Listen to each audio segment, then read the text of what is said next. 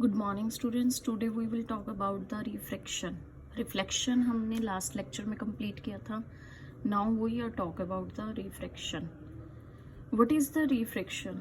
When a ray of light travel from one medium to another, it changes its path. अपने ही path से change हो जाता है, उसे हम रिफ्रैक्शन कहते हैं। क्योंकि डिफरेंट मीडियम में डिफरेंट स्पीड है हर एक लाइट के ट्रेवल होने की, तो वो आपका कॉज कहलाता है रिफ्रैक्शन का। फॉर एग्जाम्पल, इंसिडेंट रे है, एक मीडियम पे गिर रही है, या तो वो टूवर्ड्स द नॉर्मल हो जाएगी या अवे द नॉर्मल हो जाएगी। इंसिडेंट रे से एक मीडियम से दूसरे मीडियम में जाने पर उसे हम रिफ्रैक्शन कहेंगे। अगर रेयर से डेंसर में जा रहा है, रेयर होता है एयर का मीडियम, और अगर ग्लास में जा रहा है तो वो क्या होगा, टूवर्ड्स द नॉर्मल हो जाएगा। और अगर वो डेंसर से रेयर में जा रहा है तो अवे द नॉर्मल हो जाता है।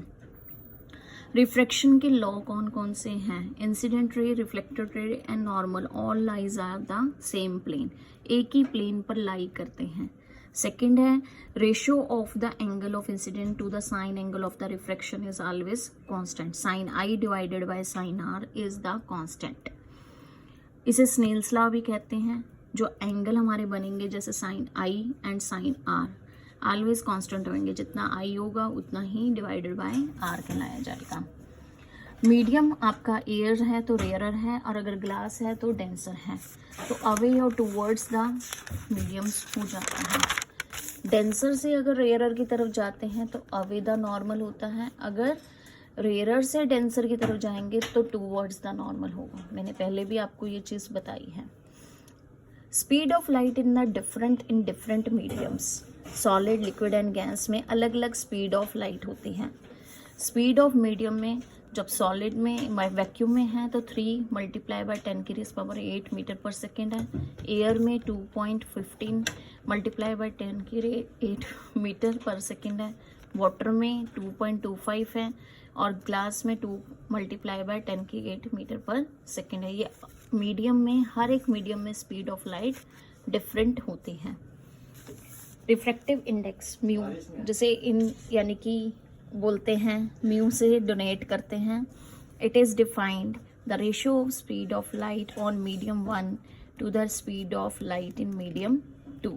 रेशियो ऑफ लाइट कैसे निकाली जाती है? म्यू निकाला, the speed of light in medium 1, 2 ऊपर रखेंगे और 1 की नीचे रखेंगे।